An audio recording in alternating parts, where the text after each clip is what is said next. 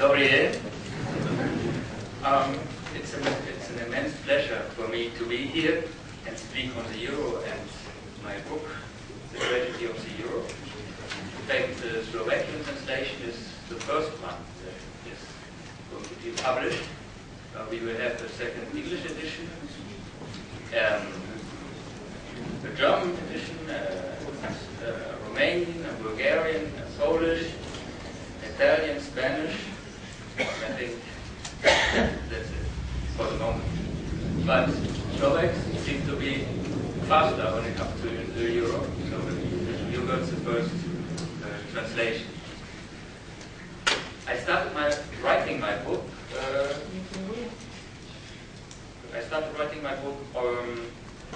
Concentrating on the monetary side of the euro. I had an article on Mises.org that was very widely read, so I thought I will develop this, and there's really a demand and a need to write on the euro. And then I started to dig also in the history, political history of the euro, but what I found there was really fascinating, and it's integrated very well with the monetary setup. So my conclusion was that the euro has tragic consequences. In May 2010, the euro system was close to a collapse, and now we are still very close to one. Greece, the debt of Greece is not being reduced, it still continues to grow. This year it will pass 150% of its GDP, and the deficit, government deficit is still at 10% per year, in spite of what they call rest austerity measures and the strong resistance by the population. So the crisis is more urgent than ever. As I said, to understand the euro, you have to approximate it from two sides, or do it from two sides, from the political side, analyzing the interests of the political elites, and from the economic side, analyzing the monetary side setup. Only if you combine the two, you can understand the past of the euro, and you can make yourself an idea of the future, of its future. In Europe, or for Europe, there are two basic visions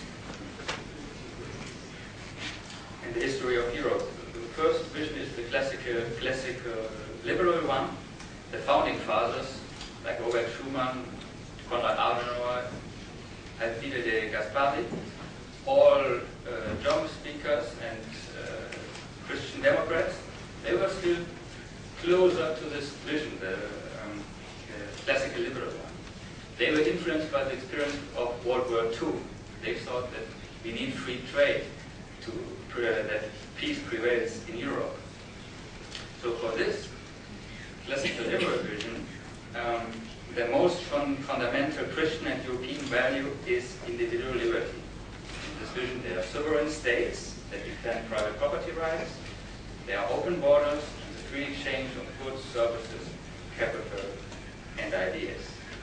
In fact, the Treaty of Rome was a success of this vision, because in the Treaty of Rome in 1957, there were 4 liberties guaranteed: the free movement of goods, services, capital, and migration also. Of course, also from the very beginning of the European integration, there was the problem of the common agricultural policy. But in the beginning, it was still closer to this libertarian or classical liberal vision. And this vision simply wanted to bring back what classical liberalism had already achieved in the 19th century, but then got lost during the age of nationalism and socialism and two world wars. For this vision, for harmonic cooperation, you only need liberty. So we don't need a European superstate. In fact, the European superstate is seen as a danger for individual liberty. And as the founders were also Christians, they thought that the borders of the European Union would be Christianity. And they were also Catholics, so they subscribed to the principle of subsidiarity to solve the problems at the lowest level possible. In fact, there's no need for centralized institutions in this vision, maybe only a European court that defends the four liberties and solves conflicts between the states. On the other hand, we have the socialist vision or empire vision. Has been defended by people like Jacques Delors or François Mitterrand. And this vision is backed by a coalition of nationalists and socialists of all parties. They want Europe to be an empire or a fortress. Interventionist to the inside, protectionist to the outside. They dream of a central European state directed by technocrats. And of course they think that they will be these technocrats. In this vision, the empire controls the territory. The sovereign states stop to exist. There's central legislation. A European superstate. There's redistribution between the different regions. There's regulation, harmonization of regulation and taxes, always on the highest level. So it's a value-added tax in Germany 20%, and in another country 10%. Whether they want to harmonize it to 20%. The vast majority of the political elite, the bureaucrats, interest groups, lobbies, and subsidized sectors are in favor of this central state because they want to use it to enrich themselves. They want to live through it. In this vision, the sovereign states finally become subjects to Brussels.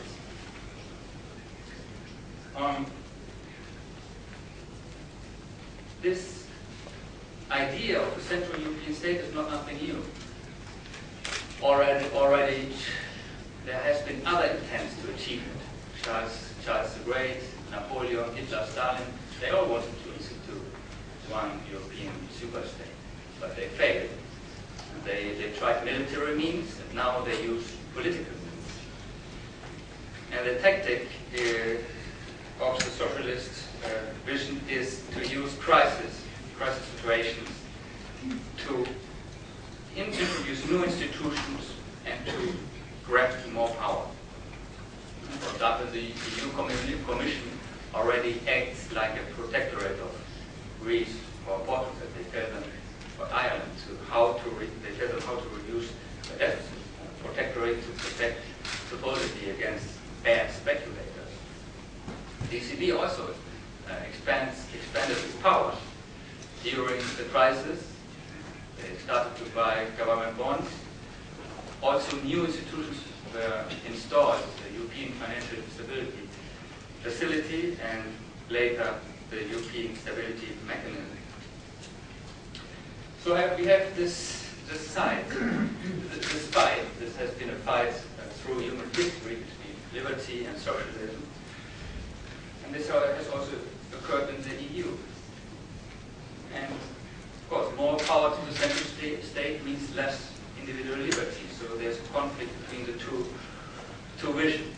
So who's on which side in this fight? Traditionally, Christian democratic parties have been closer to the libertarian, to the classical liberal side. Also countries like Great Britain, the Netherlands, and Germany. On the other side, on the socialist side, has been traditionally social democrats and socialists of our parties, led normally by France. The French elite, after the humiliation of 1940 and the loss of its empire, of its colonies, they looked for a new empire to build in Europe. Moreover, the French elite wanted to prevent that Germany recuperated its natural weight and power in the heart of Europe and would get back the lost territory.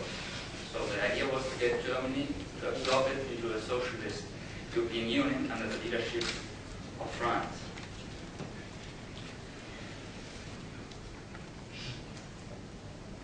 So the fight went on between these two visions.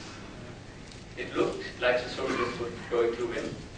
Slowly the EU budget increased. Bureaucrats always wanted more money. More regulations were introduced, harmonizations. There's also an implicit tendency from the very beginning for centralization, because the EU Commission has the initiative for legislation. So it seems that the socialists were in. But then one unexpected event happened, predicted by Ludwig von Mises 70 years ago, or 70 years before. The Berlin Wall came down. Communism collapsed. What did this mean for the fight of the two sides in Europe? Well, for one, Germany was going to reunite, and Germany was closer to the classical liberal vision. It would come in on this side. And the states of Eastern Europe, Czechoslovakia, Polonia, Hungary, etc., they of course had enough of socialism and empires. Of course, they would also join the classical liberal side. So the balance of power seemed to tip in favor of the classical liberal side. What did the socialists do as a reaction? Well, they intensified their efforts in order to prevent the fast extension of the EU to the east and what they saw the degeneration of the European Union in a simple free trade zone. So what was the means to step forward with integration and centralization? Well, it was the single currency, the euro. And the fall of the Berlin Wall gave a unique possibility to the French elite, political elite, that wanted to get rid of the discipline imposed by the Bundesbank, the German Bundesbank. There's a saying that the Bundesbank, after the Second World War, after the Wehrmacht, was the most dreaded institution in Europe. And the Bundesbank raised interest rates. France had to raise interest rates also, otherwise France had to devalue its currency.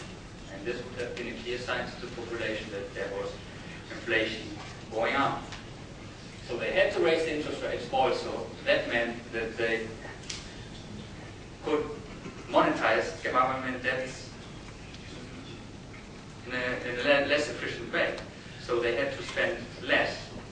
So the Bundesbank, by a restrictive monetary policy, was imposing a restrictive monetary policy also on France, and thereby also restricting French government spending. And so the losers of the war were actually restricting the spending of the winners. Why was the Bundesbank so conservative? Well, mainly because of the horrible experiences, horrible things done by other German central bankers, and the too high inflation in the 20th century.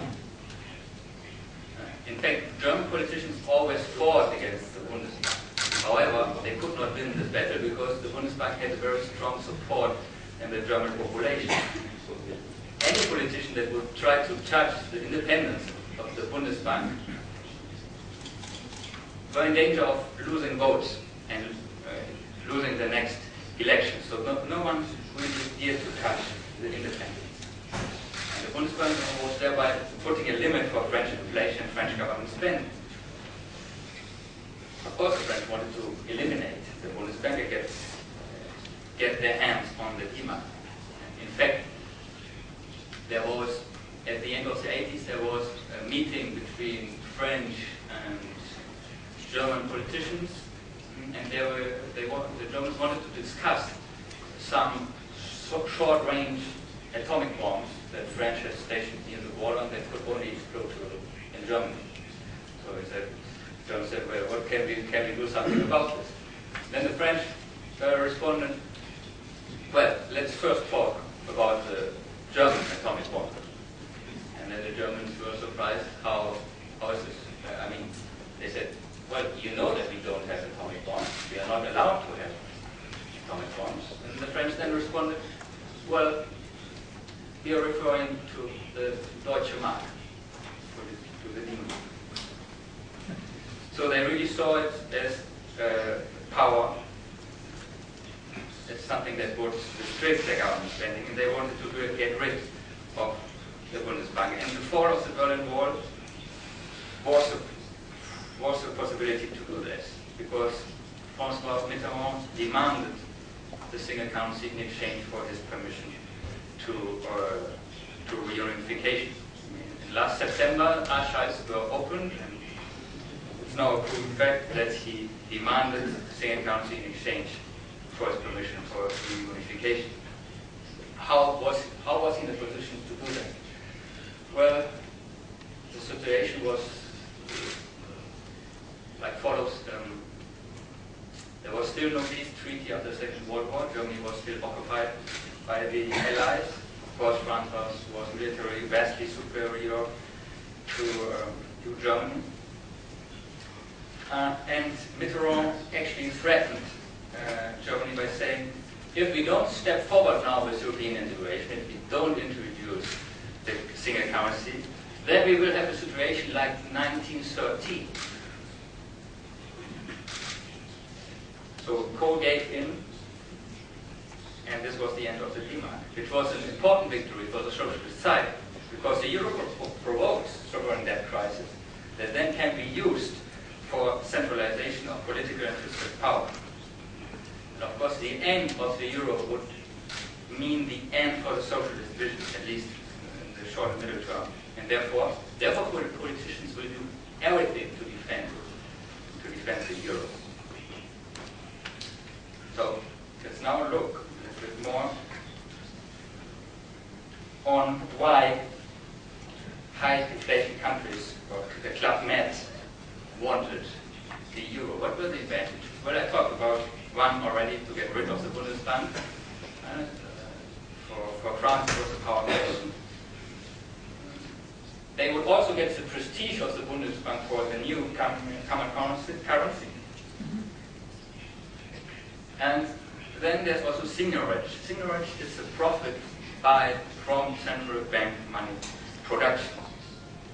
Here we have the thing that the profits of the ECB result from the income on their assets, the interest on the loans, mainly. So the profits come in according to the assets that each central bank provides. But the profits are shared then in function of GDP and population. So Germany pays in function of the assets that the Bundesbank provided. Then it goes into the pool, and then the pool is divided by a figure resulting out of GDP and population. So it happens that, for example, Spain or Germany lose in this redistribution process, and France wins. Another reason are the lower interest rates. By introducing the euro, the high inflation countries got lower interest rates. First, because the risk premium on their debt was reduced, because it was thought that the euro would never break up and come with an implicit bailout guarantee. And also the inflation expectation would be reduced, because they thought, well, we institute an independent ECB and the image of the Bundesbank, it will be even located in Frankfurt. So inflationary expectations fell. So this meant that interest rates were coming down only through this. And this lower interest rates made more debts and deficits possible, and gave more margin for government spending in these countries. Then, the introduction of the euro was also an excuse for austerity measures that would have been necessary in any case. Some of these countries were already on the verge of bankruptcy at the end of the 1980s. So they said, well, we have to do, they could sell it better to their populations by saying we have to do this because of the euro. Then there's monetary redistribution also, because most of the money flows into the southern states of the new money production. And lastly, these countries finally got a strong currency, and they could import more.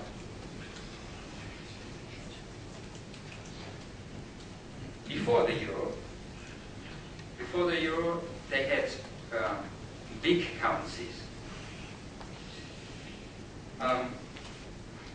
Germany had less inflation, people were hard working there, they were saving, they were building capital goods, productivity would increase in Germany,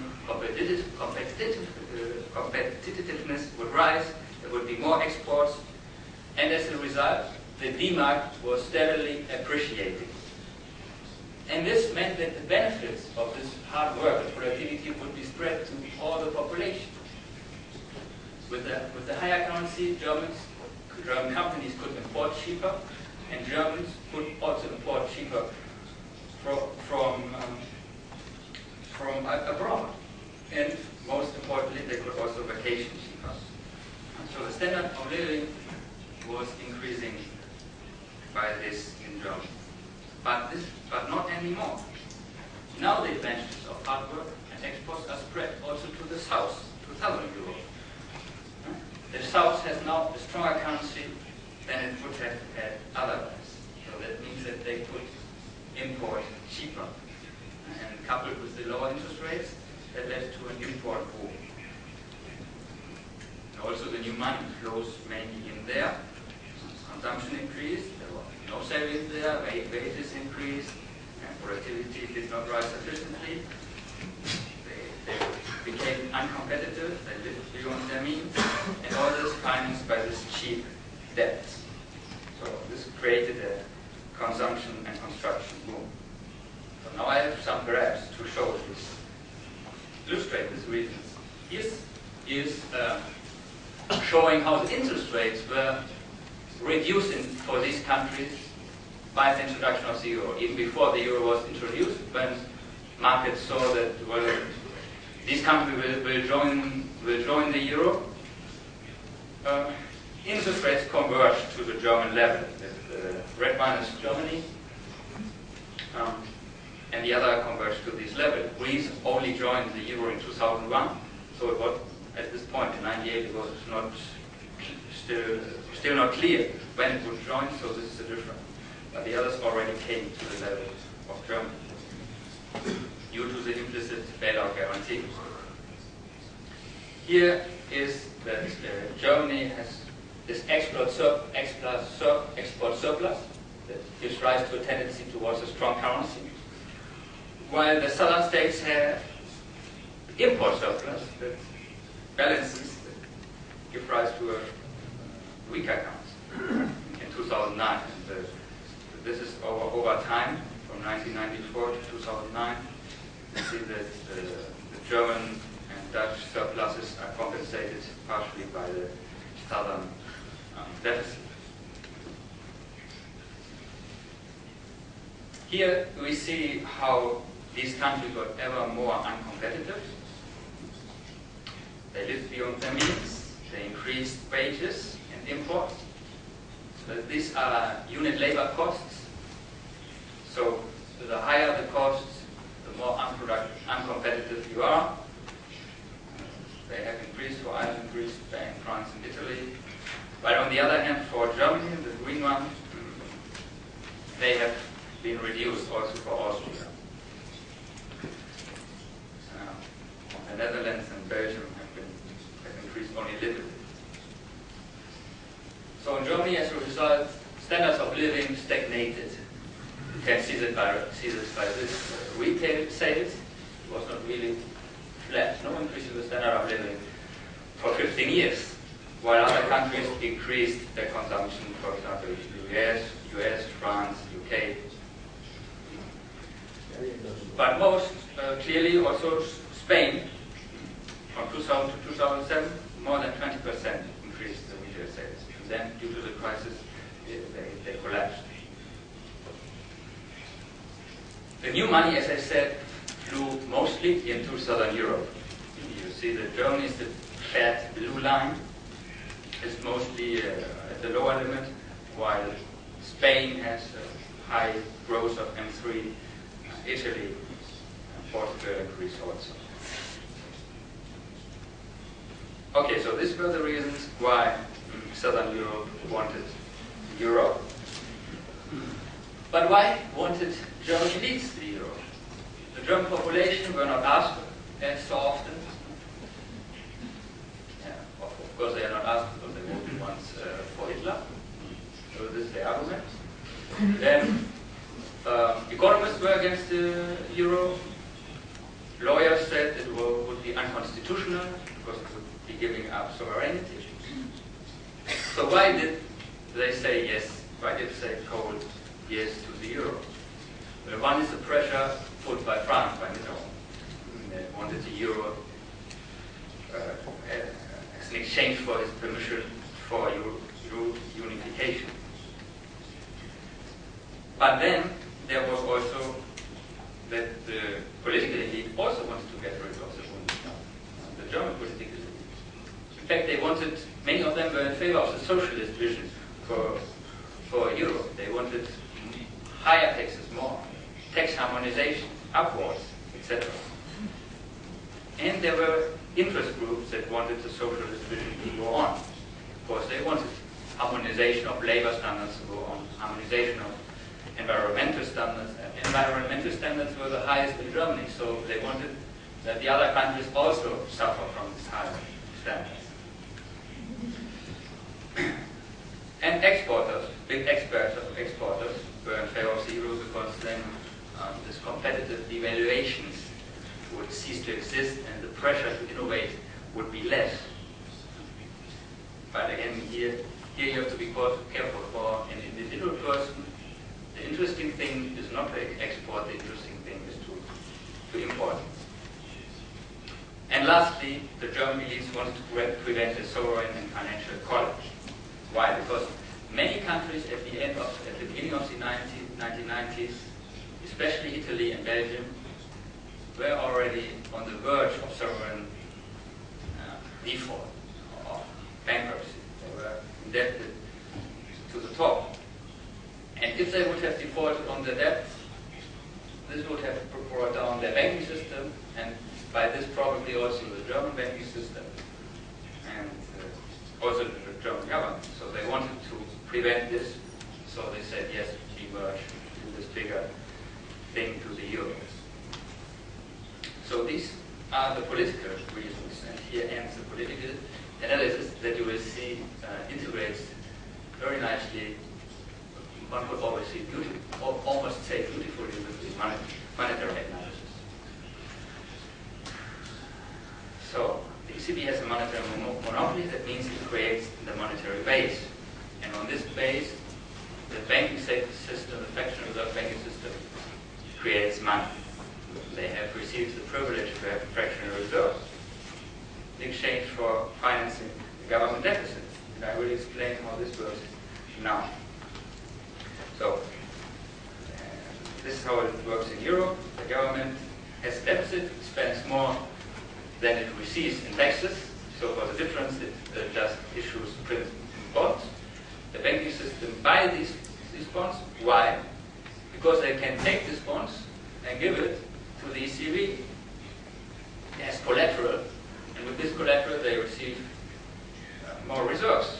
And why do they want reserves? Because with these reserves they can expand credit and make good money out of it.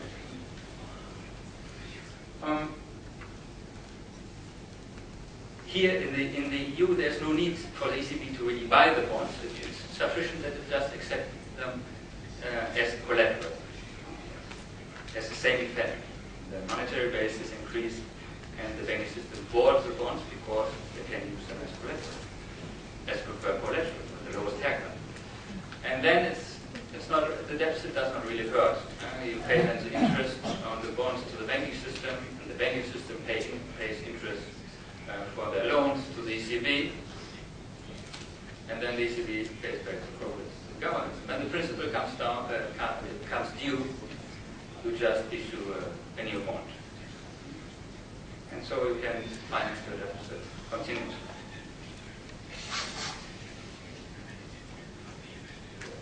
So, unsurprisingly, banks hold much debt in the European Union, 2 trillion euros, much government debt, because it's a preferred collateral to finance, and thereby financing the government deficit. This is how the percentage, how much percentage of the European area that is in banks, almost 30%. In the US, it's a little bit less, because the Fed buys the government bonds directly.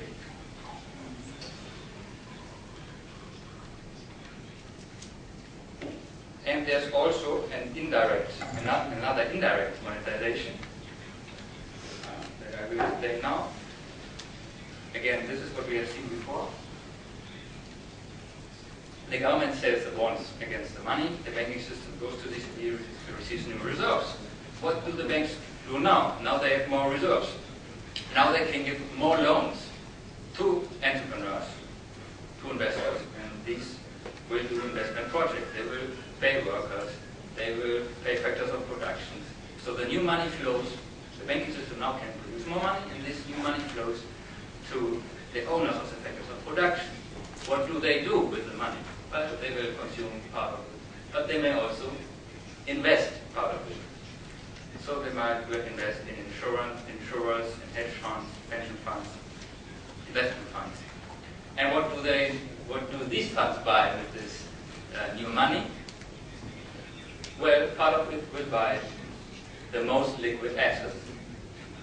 The asset that any bank can want, that is so liquid because anyone can use it to receive new reserves from the central bank. The government bonds. And of course also there's regulation that induces these entities to buy government bonds. So there's also this indirect monetization that the banking system then produces more money, and part of the money finally ends up buying government bonds. The third source of monetization is the buying of the purchase of the government bonds by foreign central banks. So now in the EU there is an incentive to run high deficits. Any government can do this. Any government can have a deficit, and for this deficit print bonds. The banks buy these bonds, take it as collateral for the ECB, and the ECB gives them new money. Then there are Cantillon effects. There's a redistribution. The first receivers of the new money win profit. Because they can use this new money and buy at the low prices. And then the money spreads throughout the whole money, EMU, European Monetary Union. Prices rise. So there are other people who lose, the last receivers of the new money. They see that prices go up, but their income has not increased yet. So there's a redistribution. People profit that receives the new money first, and people lose that are the last ones. And the higher the deficit, the more money is produced. Imagine that only one country has a deficit. Prices go up in this country then, and then the money flows to the other countries, where the prices are still low. And then prices start to rise in the foreign country also. And then the deficit country profits from it. Or another example, imagine that Slovakia has a deficit government deficit of 3%. The rest of the European Monetary Union has a deficit of 8%. Prices in the European Monetary Union rise 6% per year. So prices rise more than there is the Slovakian government deficit. So it might be that even though the Slovakian government has a deficit, real government spending may actually fall because prices increase 6%. You see, this means that there's incentive to have higher deficits than the other countries. So not only that there's incentive to have deficits, you also want to have one that is higher than the others. The governments with the highest deficits are the winners, and the losers are the people in countries with lower deficits. As you have said, it's a tragedy of the commons. Property rights and money are not defended, it's public money. In fact, you see it's basically like a printing press with several owners. They can all use this printing press. Those profit that use the printing press most. The first first users. And the costs of this are externalized to all users of the currency, of the euro in this case. They are externalized in form of a loss of purchasing power, rising prices. So for the euro, this means governments with higher deficits gain on cost of governments with lower deficits. There's incentive to print as much money as possible, because otherwise others will do it. So there will be deficits and this redistribution. While this example of the printing press is very visual, in reality there are some differences and certain limits. Of course, governments cannot print the money directly. They can only print their own government bonds. And then the banks have to buy these bonds, and the ECB must accept them as collateral. So there are two possible problems. One is no bank buys the bonds that I print.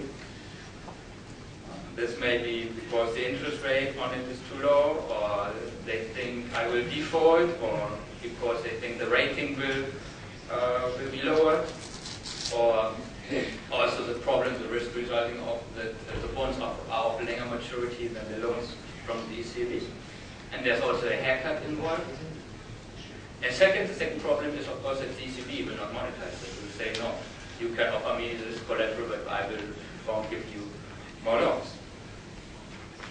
So, but these problems, the rating problem, the default problem, the maturity mismatch problem, the monetizing problem, they are all alleviated. They are all alleviated because the euro, and here comes in the political analysis, is a political project. And markets knew that.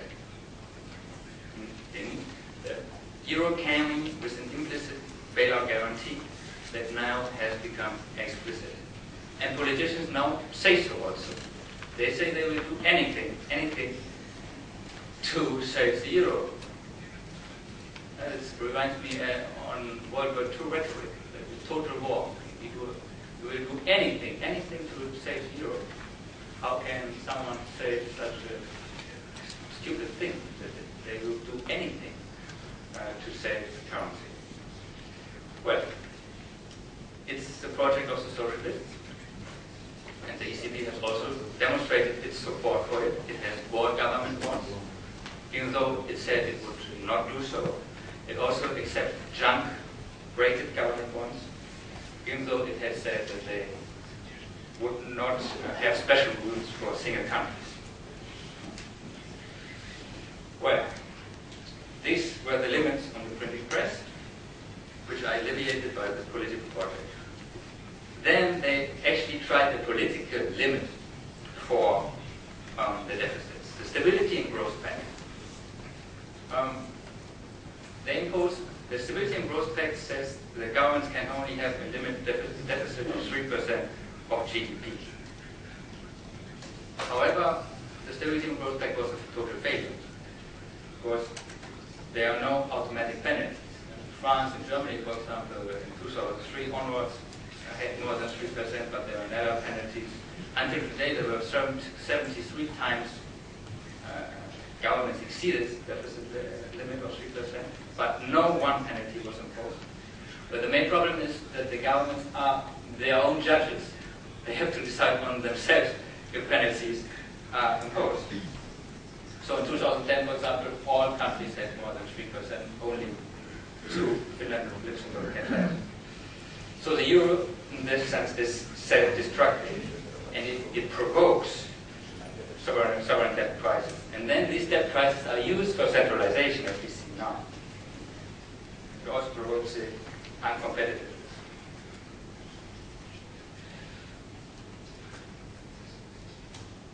Lastly, I want to explain that the euro also provokes conflicts. The euro system is not only unstable, it also generates conflicts. Frederick Bastiat said that if goods do not cross borders, armies will. It's one of the pillar teachings of classical liberalism. Government barriers between nations generate conflicts. They lead to autonomy and the desire to get rid of these barriers to free trade. And one measure to get rid of them is war. On the contrary, free trade, free exchange lead to pacific and harmonic cooperation. You get to know the others, you depend on each other in mutual beneficial cooperation. You are in contract. Greeks buy German cars and Germans buy feta cheese or go on vacation to Greece. However, this mutually beneficial flow of goods is disturbed in several ways in the EU and provokes conflicts. One is the redistribution by cohesion funds and regional funds, where basically you take taxes from rich countries and give them to poor countries to build roads, etc. But also there's the redistribution through the euro.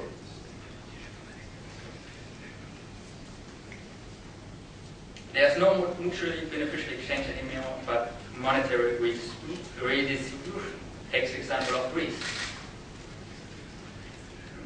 The Greek government pays subsidies to maintain an economy that is not competitive. There are too high wages in Greece due to strong labor unions, inflexible labor markets. So there's real unemployment in Greece, but the government wants to alleviate this problem. They pay subsidies to the unemployed, and they pay high and early pensions. Many of the unemployed go to the government sector, become public employees. And the result of all this maintaining of an uncompetitive economy is the huge deficit. They live beyond their means. To cover the deficit that the government wants, they are bought by banks, and the banks give them as collateral for loans from the ECB. So the money supply rises and prices rise all over Europe, or all over the Eurozone. And there's a redistribution. Where does the money enter first? Well, in Greece, to the Greek government and the people connected to it. For example, the Greek minister. The Greek minister then buys a German car. So then the money flows to Germany. And as prices are high in Greece, the money doesn't flow back. It doesn't flow back. The money stays in Germany and prices go up there. As a side effect, there's also a trade deficit. And goods flow to Germany in exchange for new euros or debts that are never being paid back. And this redistribution leads to conflicts. Conflicts sooner or later. You cannot maintain always an incompetitive economy. So there was a Greek bailout in 2010. There will probably one in 2011. And these loans are mainly guaranteed by Germany. And this then makes the redistribution more transparent. It was going on before, but the general population did not get it. But then, finally, Germans got it. Well, they said, how is it possible that they have higher pensions and earlier pensions and paid vacations and we not? And they started to think that Greeks are lazy. They said, we do not want to pay for the Greek welfare state, even though they were paying already before. So there were conflicts, anger arising. And on the other hand, Greeks were also getting angry with Germans. The Greek media demanded reparations for the protectorate of World War II. Recently, a member of the Socialist PASOK party said to German visitors that if Germany would not bail out Greece again, their German fellow countrymen would suffer the same fate as the ones in Greece in World War II.